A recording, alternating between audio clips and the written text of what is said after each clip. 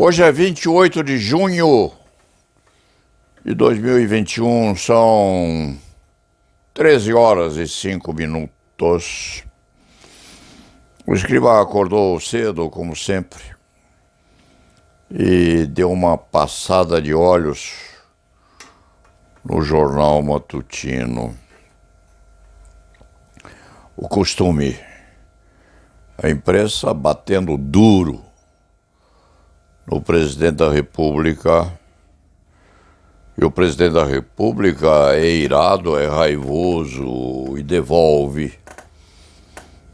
Ontem à noite, na televisão, o ministro Onyx tentou demonstrar que a presidência da República está a se conduzir bem nessa disputa sobre venda e compra dos insumos destinados à luta contra o bicho.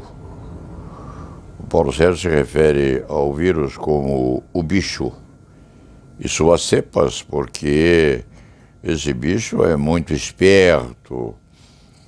Ele se veste de roupagens diferentes, se disfarça, investe aqui e ali e vai vencendo as resistências postas pelas múltiplas farmacêuticas que estão a disputar a vida e a morte do bicho e ou dos humanos. Uma briga cruel, um litígio muito sério que está sendo decidido e definido em função do êxito de uns contra as outras, ou seja, dos vírus contra as vacinas e respectivos vacinadores. O governo federal se destina a prover as farmacêuticas de meios financeiros suficientes a permitir que elas, farmacêuticas, deem ou provejam o povo com aqueles insumos salvadores, salvam homens e mulheres e matam o vírus. É assim que está a funcionar. Umas distribuições são de uma dose só, outras são de 2 doses, e por baixo disso tudo um conflito gigantesco, a saber quem vende mais ao governo, que tem que comprar e comprar muito e bastante, depois da desordenada profusão de antivírus, posta tal profusão à disposição do povo aqui e ali, aqui mais, ali menos e acolá nenhum.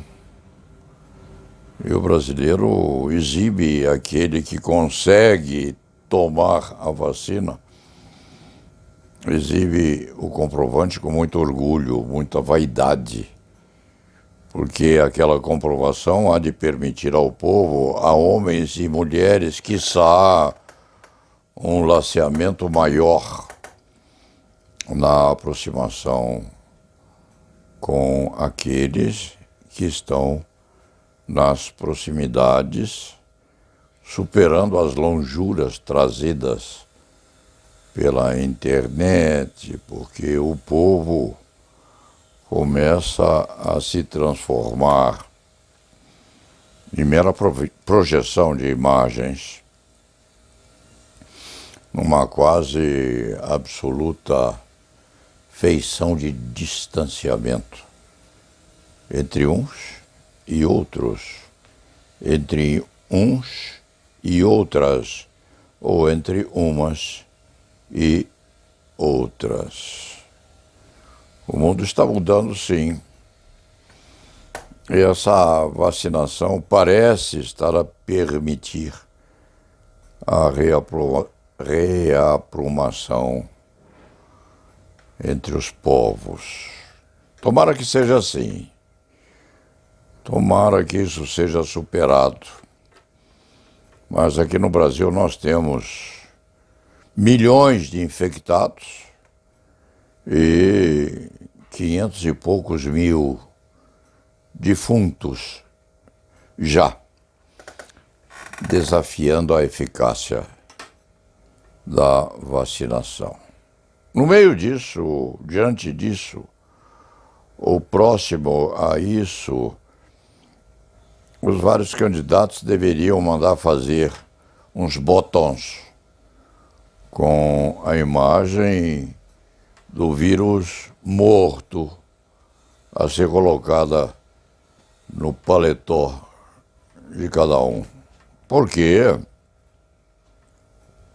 quem tiver mais eficácia no combate ao bicho tem, evidentemente, maior possibilidade de vencer as eleições.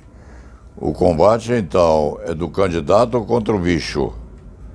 E nem sempre o candidato contra o outro, porque, evidentemente, se quando nessa desenfreada e muito mal posta luta do governo federal contra o bicho, se o governo federal tivesse ou tiver êxito, independentemente do burlesco desenfreamento de competições, inclusive econômicas, entre os diversos fabricantes, e quando houver êxito, o presidente da República se põe melhor na disputa por novas eleições, porque elas vêm por aí daqui a ano e pouco.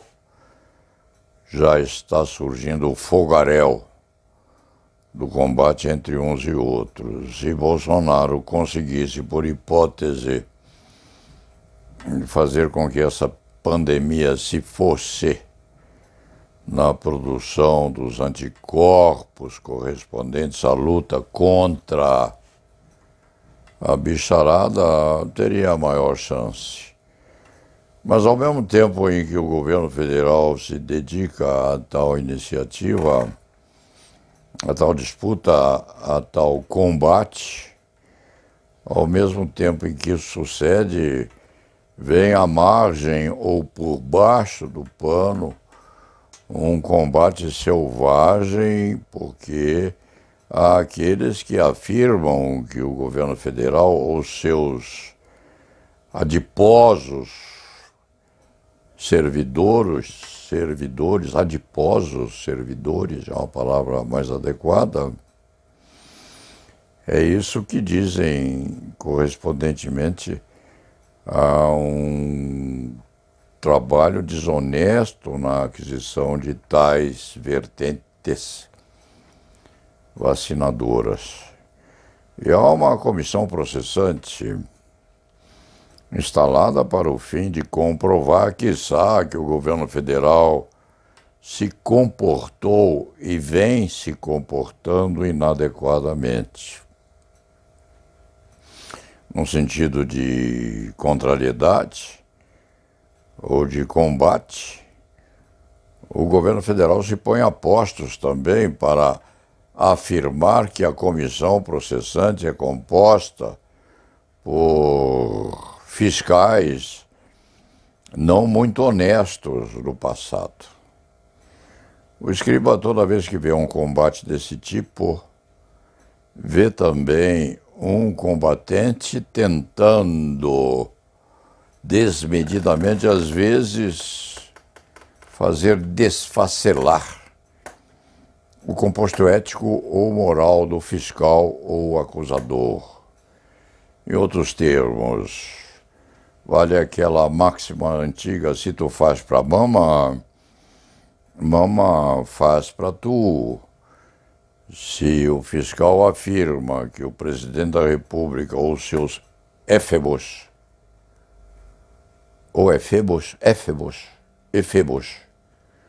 se eles vêm afirmando que a sujeira está do lado daqueles que estão a distribuir o antivírus, Aqueles que estão a distribuir o antivírus afirmam que seus acusadores também têm sujeira nas roupas. Então o combate vira um litígio também permeado por nódoas. O processado, o posto sob suspeita, afirma, assevera que aquele que o submete também não tem grandes méritos éticos ou de compostos levados a um sentido puro de acusações contra os investigados. É assim que está funcionando. No meio disso, evidentemente, Lula é candidato. No meio disso, obviamente, o presidente Bolsonaro vai querer a sua códia de pão cinzelado pela vitória.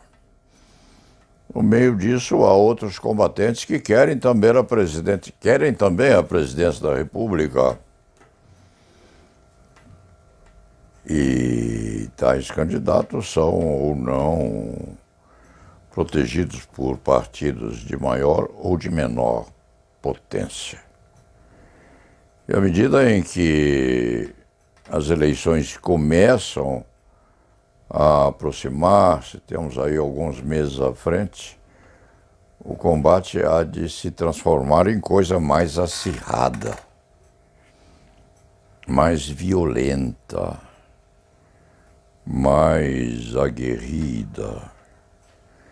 Há uma teleologia nesse combate. Há combatentes que se apresentam com dose maior de potência e outros com menor dose de capacitação, a obtenção do sucesso. No fim, parece que o combate seria entre Lula e o presidente da República, ambos com pecadilhos ou, quiçá, pecadões. Esses pecadilhos e pecadões estão sendo investigados por aqueles que fazem a capacitação política e jurídica dos candidatos em oposição. Em outros termos, os pecados de cada qual estão sendo virtual e realmente postos em evidência, a saber quem pecou mais e a saber quem pecou menos, pois todos, no fim das contas, em maior ou menor dose, são pecadores. Não há imaculados nesse conflito. Enfim, Bolsonaro vem perdendo votos, vem sendo acuado pela quase totalidade da imprensa brasileira e se defende com furor, sacudindo os artelhos como se fora uma fera acuada num canto. E nesse meio tempo, nessa medida, nesse entreato, a internet há de ter o seu papel, porque a internet foi, sim, responsável quase que em 2/3 de potência pela vitória de Bolsonaro lá atrás. O trabalho nos vídeos e o esforço nas empresas encarregadas de aumentar a capacitação de cada qual e diminuir a dos oponentes. Ver se há o que há de acontecer Escriba não é um especialista em eleições, apenas sente e põe o faro a funcionar.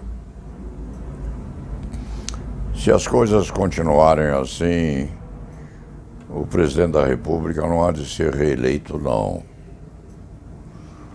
Isto é quase que uma visualização periférica ou uma forma meio engenhosa de as coisas serem examinadas. Se continuar isso assim, Bolsonaro não chega lá. E no fim das contas, o Escriba recorreu aqui ao pai de santo, ao pai João. Ele perguntou: pai de santo, você acha que o atual presidente da República vai ser reeleito? O pai João coçou o queixo, jogou os búzios e afirmou: a não ser que haja um acidente de percurso, ele não chega lá. E disse o consulente: mas, pai João, se não for ele, quem há de ser? E respondeu o pai João: se não for ele,